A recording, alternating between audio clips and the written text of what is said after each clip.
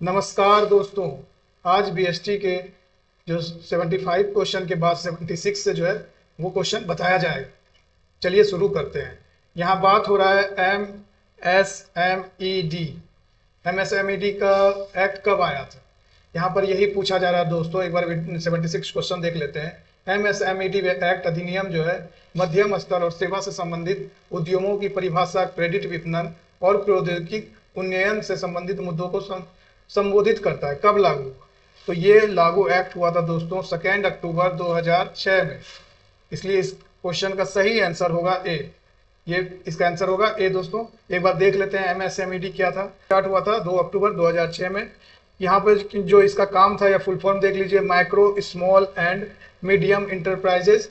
अगर डेवलपमेंट लगा हुआ है तो डेवलपमेंट कर दीजिए। एक्ट 2006 को आया था। MSMED को बढ़ावा देने के लिए, MSME को बढ़ावा देने के लिए ये एक्ट जो है विकसित करने के लिए जितने भी मीडियम स्केल इंटरप्राइजेस थे उसको बढ़ावा देने के लिए ये एक्ट आया था, जिसमें कि micro small and medium enterprises जितने भी है उनको कैसे जो है बढ़ावा मिले, उसके तहत जो है ये एक्ट 2006 2 अक्टूबर को आया था। चलिए दोस्तों नेक्स्ट क्वेश्चन की ओर जाते हैं। एक 77 देखते हैं दोस्तों। 77 में क्वेश्चन बोला जा रहा है किसी विशिष्ट कॉपीराइट संचालन पे कड़े नियंत्रण के तहत किसी देश या अन्य देश में सेवाओं के वितरण को अनुमति को क्या कहा जाता है? मतलब यहाँ अगर आप ऑप्शन देखिएगा तो आप समझिएगा फ्रेंचाइजिंग हो गया, लाइसेंसिंग हो गया, मर्चेंडाइजिंग हो गया। यहाँ पर जो है कॉपीराइट या संचालन करने के लिए किसी देश, ये बड़े लेवल पे बात हो रहा है, दूसरे देश में भी जो है अनुमति प्रदान करना सेवाओं की जो है वो किया जाता है। वो किसके तहत किया जाता है? तो इसका सही आंसर होगा दोस्तों, इसका सही आंसर होगा ए, फ्रेंचाइजिंग। फ्रेंचाइजिंग के तहत जो होता है हम लोग किसी विशिष्ट कॉपीराइट और संचालन पे कड़े नियंत्रण के साथ, ना कि आपको आसानी से छूट दे दिया गया।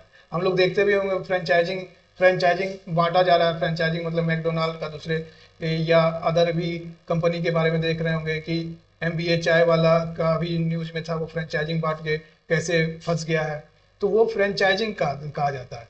अगर लाइसेंसिंग होगा तो लाइसेंसिंग का यहाँ ये ऑप्शन इसलिए नहीं होगा क्योंकि लाइसेंसिंग में बात होता है आपके जो बौद्धिक संपदा मतलब इंटेलेक्चुअल प्रॉपर्टी जो है, जैसे पेटेंट, ट्रेडमार्क, कॉपीराइट, रॉयल्टी, ये सब से संबंधित होते हैं। जैसे हम लोग सॉफ्टवेयर का लाइसेंस होता है, सॉफ्टवेयर के लिए लाइसेंस मिलता है, या आप देखते होंगे ये सब चीज के लिए लाइसेंस मिलता है। और मर्चेंडाइजिंग का अर्थ होता है दोस्तों कंज्यूमर प्रोडक्ट की मार्केटिंग और सेल्स से। यदि कोई कंज्यूमर के प्रोडक्ट से रिलेटेड मार्केटिंग का काम हो रहा है या सेल्स का काम हो रहा है तो वो जो है मर्चेंडाइजिंग में हो जाता है। इसलिए दोस्तों ये क्वेश्चन को आप अच्छी तरह से समझ लीजिए और इससे संबंधित जितने भी फ्यूचर में जितने भी क्वेश्चन बन सकते हैं सारे का चर्चा जो है इस वीडियो में किया जा रहा है। इसलिए आप एक एक ऑप्शन पे भी ध्यान दें। चलिए नेक्स्ट क्वेश्चन चलते हैं। निर्यात लाइसेंस प्राप्त करने के लिए कौन सी दस्तावेज की आवश्यकता नहीं है? तो यहाँ पर एक बार ऑप्शन देख लेते हैं। IEC नंबर, बैंक खाता संख्या, साख पत्र। यहाँ पर एक बार हम लोग ये भी देख लेते हैं IEC नंबर क्या होता है। IEC नंबर का फुल फॉर्म है दोस्तों इंपोर्ट, आपके पहले आई है तो इंपोर्ट हो जाएगा, इंपोर्ट एक्सपोर्ट कोड। याद रखिएगा दोस्तों, इंपोर्ट एक्सपोर्ट एक कोड है जो कि हम लोग जब निर्यात करते हैं गुड्स तो ये दिया जाता है, तो इसकी जरूरत हो जाएगी। बैंक खाता का हो जाएगा। यहाँ पर आपका ये साख पत्र की जरूरत नहीं होती है। तो यहाँ पर आंसर होगा दोस्तों आपका 78 का आंसर हो जाएगा सी, साख पत्र की जो है जरूरत नहीं होती है। यहाँ नहीं पूछा जा रहा है इसलिए यहाँ पर इसका सही आंसर होगा साख पत्र। चलते हैं 79 नंबर में। 79 में पूछा जा रहा है डैश की स्थापना प्रशिक्षण, अनुसंधान, डेटा प्रसार प्रदान करने के लिए किसी देश के विदेशी व्यापार को पेशेवर बनाने के मुख्य उद्देश्य से की गई थी। किसके लिए की गई थी उसके बारे में बोल रहा है, जिसका काम था प्रशिक्षण प्रदान करना, अनुसंधान और डेटा का जो है प्रसार करके देश में जितने भी विदेशी व्यापार प्रबंधन मतलब विदेश से जो व्यापार हो ज्यादा से ज्यादा जो है वो पेशेवर बनाने के लिए किया गया था। इसका सबसे पहला है EPC, एक बार ऑप्शन देख लेते हैं। दूसरा है IIFT, तीसरा है ITPO। यहाँ पे अगर देखा जाए तो EPC का फुल फॉर्म हो गया एक्सपोर्ट प्रमोशन काउंसिल। निर्यात को बढ़ावा देने के लिए और देश के लिए विदेशी मुद्रा अर्जित करने के लिए सरकार के द्वारा बनाई गई संस्था था ये IEPC, एक्सपोर्ट प्रमोशन काउंसिल, जिसको कि निर्यात संबंधन परिषद के नाम से भी जाना जाता है। ये जो है तकनीकी और उद्योग संबंधी जानकारी भी देता है। ये कौन सा? ईपीसी। तो आप लोग जो है ईपीसी को एक बार अच्छी तरह से देख लीजिए, एक्सपोर्ट प्रमोशन काउंसिल। नेक्स्ट है आपका Indian institute of foreign trade, इसका फुल फॉर्म क्या हो गया? IIFT का फुल फॉर्म क्या हो गया? विदेशी, यहाँ पर अगर हिंदी में देखा जाए तो भारतीय विदेश व्यापार संस्थान, जिसका इंग्लिश हो गया Indian institute of foreign trade. ये एक वाणिज्य और उद्योग मंत्रालय के तहत जो है 1963 में जो है आया था। ठीक है, एक तरह से ये यूनिवर्सिटी है, इंस्टीट्यूट का बात बोला जा रहा है इसीलिए। नेक्स्ट है आपका IIPO, इसका फुल फॉर्म होता है इंडियन ट्रेड प्रमोशन ऑर्गेनाइजेशन। ये भी देश के जो है व्यापार को बढ़ावा देने के लिए एक नोडल एजेंसी है। ये जो है नोडल एजेंसी है, यहाँ पर ट्रेड प्रमोशन ऑर्गेनाइजेशन है। ठीक है, लेकिन इसका 79 का जो ये बड़े लेवल पे बात हो रहा है, यहाँ पे विदेशी व्यापार प्रबंधन मार्केटिंग से भी और जितना मैनेजमेंट से भी जो है उसको पेशेवर बनाने का मुख्य भूमिका कौन कर रही है? इसका सही आंसर होगा EPC, एक्सपोर्ट प्रमोशन काउंसिल। इसका सही ऑप्शन होगा दोस्तों एक्सपोर्ट प्रमोशन काउंसिल। चलिए नेक्स्ट क्वेश्चन चलते हैं। चलिए दोस्तों अब 80 नंबर देखते हैं, क्या बोला जा रहा है? अंकगणितीय लेखा ग्राफ के माध्यम से दर्शाया गया डेटा क्या समझने में मदद करता है? दीर्घकालीन प्रवृत्ति, डेटा में चक्रीयता, डेटा में मौसमिता, उपयुक्त में से एक से अधिक, उपयुक्त में से कोई नहीं। तो ये ही इसका सही आंसर होगा दोस्तों ए। अंकगणितीय ग्राफ में जो होता है, रेखा ग्राफ में जो है, जिसे समय श्रृंखला के नाम से भी जाना जाता है, ये जो है ग्राफ के माध्यम से दीर्घकालीन प्रवृत्ति को समझाने का मदद करता है। जैसे हम लोग ग्राफ बनाते हैं ये, तो इस टाइप से अगर डाटा जा रहा है या ऐसे ऐसे जा रहा है, तो ये जो हो गया आपका, जो बोल सकते हैं समय श्रृंखला ग्राफ के नाम से भी जान सकते हैं। चलिए दोस्तों अब नेक्स्ट क्वेश्चन चलते हैं। नेक्स्ट क्वेश्चन है दोस्तों, गरीबों के बीच बचत की आदत को प्रोत्साहित करने के लिए ग्रामीण समाजों में औपचारिक ऋण प्रणाली को एकीकृत करने में मदद करता है। तो ऑप्शन देख लेते हैं, भूमि विकास बैंक, स्वयं सहायता समूह, क्षेत्रीय ग्रामीण बैंक, एक से अधिक, उपयुक्त में से कोई नहीं। तो इसका सही आंसर होगा दोस्तों बी। पहले हम लोग देख लेते हैं SHG या स्वयं सहायता समूह। SHG के कॉन्सेप्ट में क्या होता है, गांव में 10 से 15 महिलाओं का मिलकर एक समूह में जो होता है, समूह बनाई जाती है।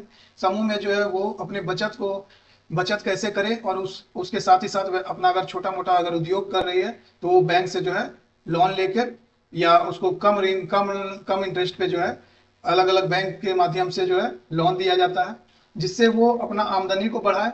लेकिन यहाँ पर मेन बैंक का या गवर्नमेंट का फोकस रहता है कि वो अधिक से अधिक जो है बचत भी करे, बचत की आदतों को भी जो है अपनी आदतों में समाहित करे, मतलब वो प्रोत्साहित किया जाता है किसके द्वारा? सरकार के द्वारा।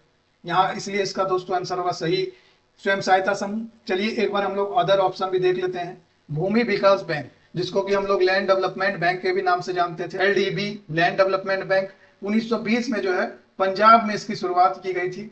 1920 में पंजाब में शुरू किया गया था, जो कि अधिनियम एक्ट जो आया 1930 एक्ट के साथ ही जो है ये ज्यादा जो है फेमस हुआ, और ये अधिनियम के तहत आने के बाद ये रजिस्टर्ड हो गया, जिसमें कि किसानों को दीर्घकालीन लॉन्ग टर्म लोन जो दिया जाता था, इसके तहत दिया जाता था किसानों को लॉन्ग टर्म लोन।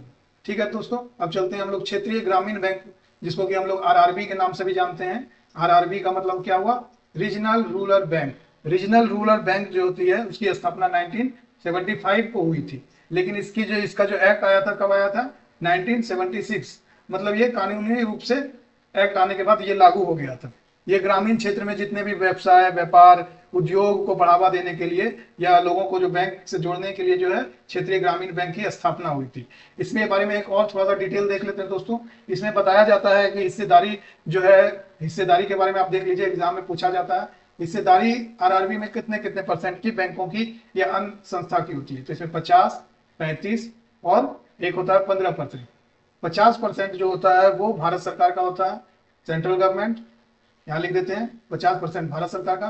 35% जो भी है वहाँ के प्रायोजक बैंक जो होता है, जो कि उस एरिया का सबसे ज्यादा जिसकी भी ब्रांचेज होंगी तो वो प्रायोजित बैंक होगी, जिसको कि स्पॉन्सर बैंक बोलते हैं हम लोग। ठीक है, ये हो गया आपका। और एक 15% होता है जो स्टेट गवर्नमेंट, जिस भी स्टेट की जो गवर्नमेंट है वो संबंधित स्टेट उसको 15% जो है हिस्सेदारी प्रदान करती है। तो ये ग्रामीण बैंक इस तरह से चलता है। चलिए दोस्तों अब हम लोग नेक्स्ट देखते हैं। नेक्स्ट क्वेश्चन है दोस्तों 82 में, एकल स्वामित्व, सोल प्रोप्राइटरशिप या एकल बिजनेस, हम लोग जो कोई भी एक आदमी मिलकर जो बिजनेस शुरू करता है तो उसका क्या क्या लाभ है। तो अगर एक आदमी कोई भी बिजनेस शुरू कर रहा है तो उसके लाभ को आप आसानी से जान सकते हैं। व्यवसाय शुरू करने में आसानी होगी, ठीक है, प्रत्यक्ष प्रोत्साहन मिलेगा और उपलब्धि की भावना होगी। अगर इसी में अगर 10 आदमी रहे तो व्यवसाय शुरू करने में क्या होगा, आसानी नहीं होगी। समूह का अलग अलग मतभेद होगा, मत होगा। यहाँ पे प्रोत्साहन भी जो होगा वो डायरेक्ट नहीं मिलेगा। यहाँ पर एक आदमी है तो इसके अकाउंट में सीधे सारा जो भी बेनिफिट है वो जाएगा। और उपलब्धि की भावना, किसी को लगेगा मेरे काम करने से किसी और को उपलब्धि मिल रही है, तो ये भी दिक्कत होता है। तो इसका 82 का आंसर होगा दोस्तों उपयुक्त में से एक से अधिक। चलिए नेक्स्ट क्वेश्चन देखते हैं। अगला क्वेश्चन देखते हैं दोस्तों 83। एक सार्वजनिक उद्यम संगठन का जो रूप अपना सकता है वो क्या है? एक सार्वजनिक उद्यम संगठन का जो रूप अपना सकता है वो क्या है? विभागीय उपक्रम, सहकारी समिति, वैधानिक नियम।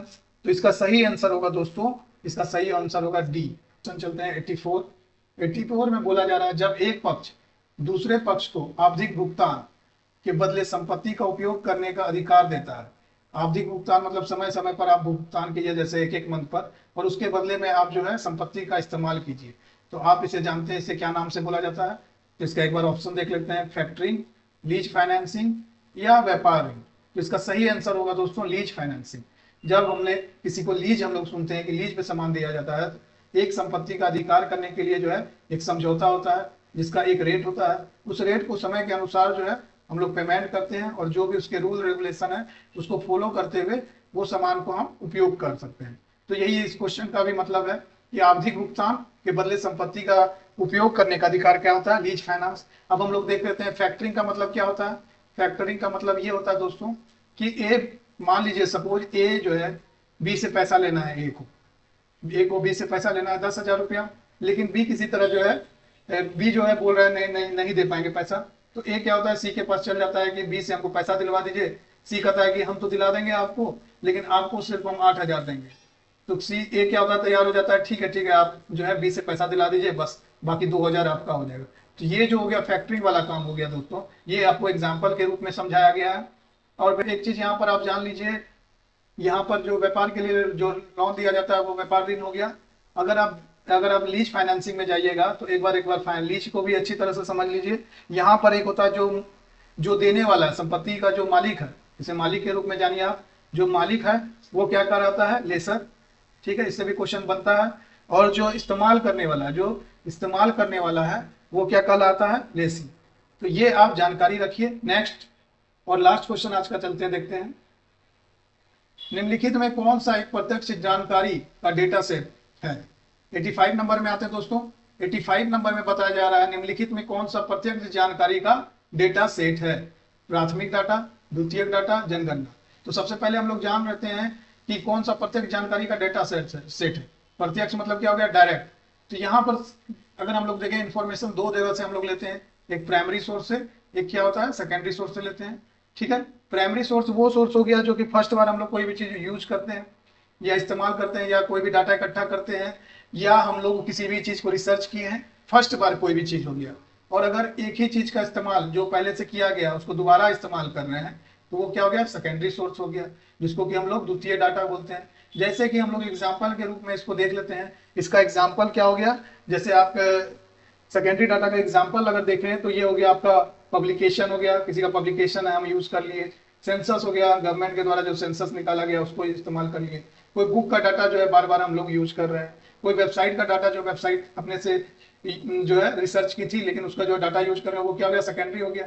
और वही अगर फर्स्ट बार कोई भी चीज इंफॉर्मेशन आती है, जैसे कि आपका सेंसस हो गया, सरकार के द्वारा पहले बार मतगणना जनगणना ये हुआ है, तो ये आपका प्राइमरी सोर्स में आ गया।